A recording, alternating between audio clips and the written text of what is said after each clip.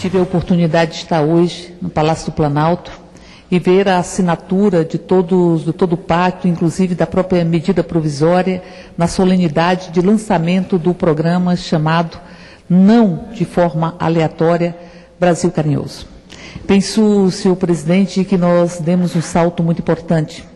Acho que a presidenta Dilma Rousseff tem acertado em vários aspectos absolutamente fundamentais para que nós possamos tirar do nosso imaginário e da nossa memória as histórias de casas grandes e senzalas. Nós tivemos recentemente a presidenta Dilma Rousseff numa estratégia, numa decisão extremamente corajosa, como corajosas são as mães. As mães carregam muita coragem, porque carregam uma condição que é essencialmente humana, de viverem a dor e a alegria dos seus filhos como se fosse a sua dor e a sua alegria. Carregam a coragem, a maternagem carrega muita coragem. A presidenta Dilma Rousseff teve a coragem de enfrentar a sanha absolutamente enlouquecida do sistema financeiro deste país, de trabalhar com um dos maiores spreads de todo o mundo e trabalhar com uma das maiores taxas de juros. O Brasil está reduzindo a sua taxa de juros.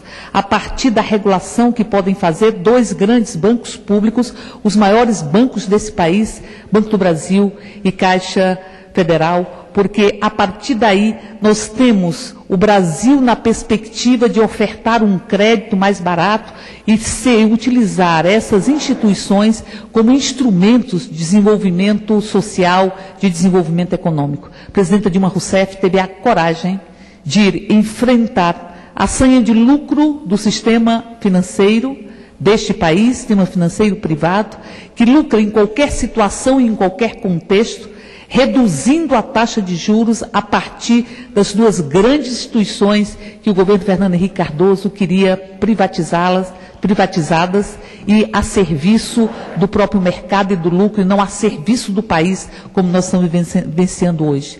Para além disso, a presidenta Dilma Rousseff anunciou a semana passada a Comissão da Verdade.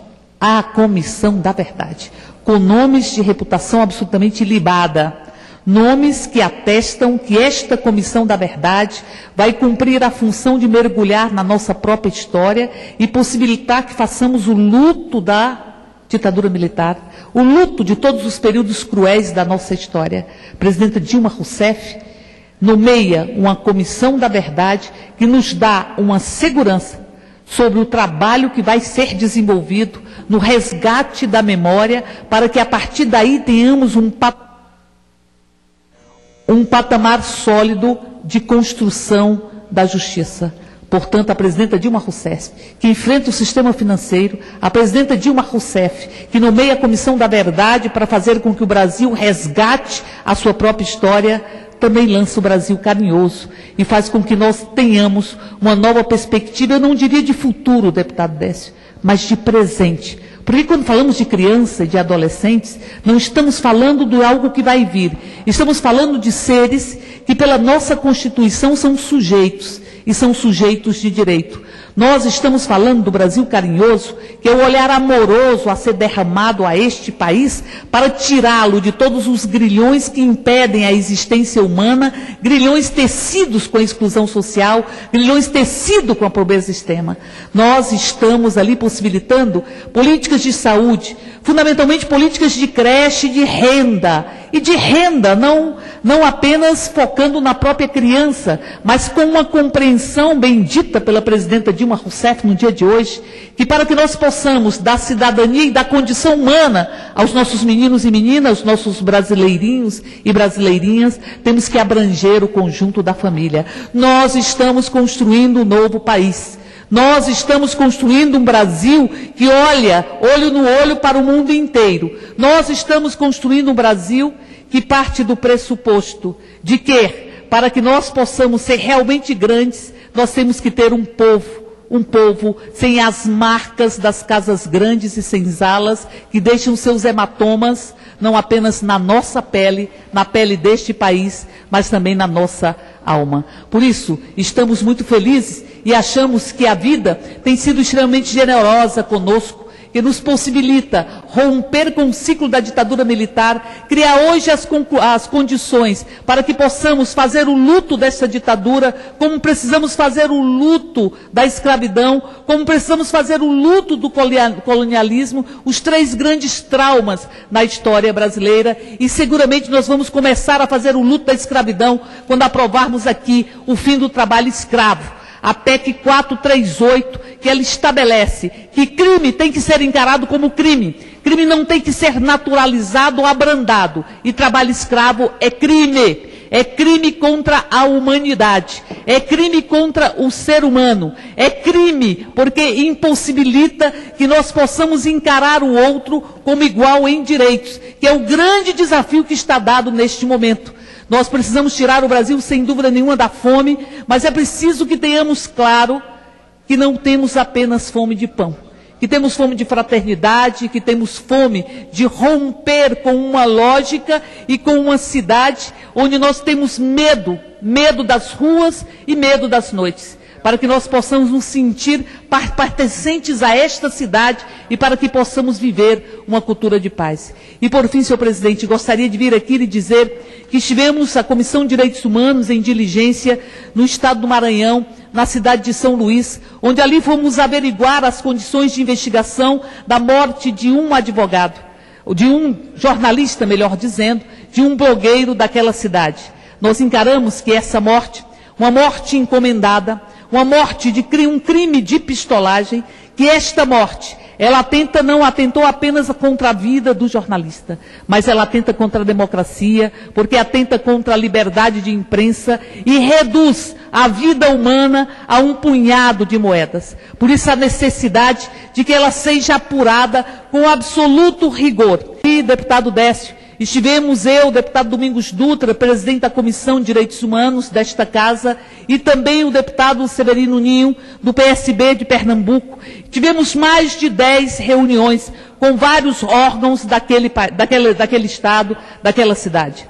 Mas, de forma absolutamente inexplicável, não fomos recebidos pela Secretaria de Segurança. A Secretaria de Segurança se negou a nos receber, o que faz com que nós nos sintamos, primeiro, desrespeitados, e que esta casa foi desrespeitada a não ter a oportunidade de sentar com os órgãos de segurança daquele estado e que pudéssemos, inclusive, esclarecer as diversas dúvidas que temos acerca do processo de investigação daquela morte, que, em verdade, é a ponta de um iceberg.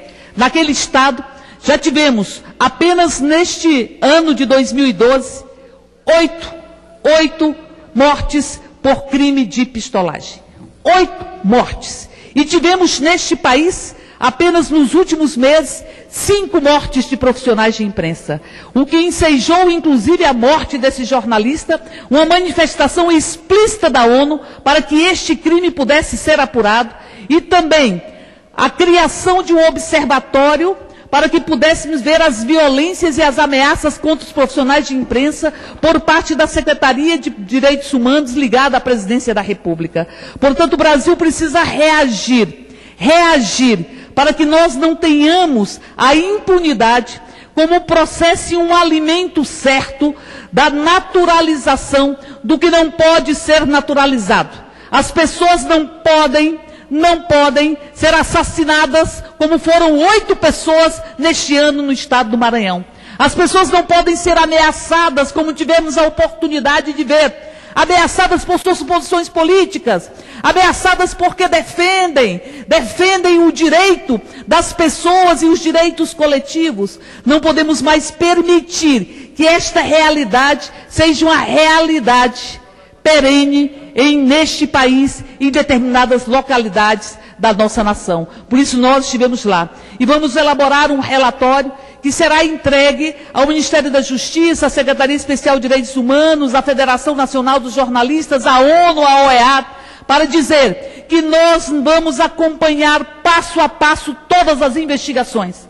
E que nós vamos estar exigindo que os culpados sejam responsabilizados pela morte de Décio, que os culpados sejam responsabilizados para que nós possamos bater no peito e dizer, enfim, vivemos numa democracia, enfim, o Estado democrático de direito não está sendo açoitado pelo mandonismo, açoitado pelo colonialismo que teima e não acaba.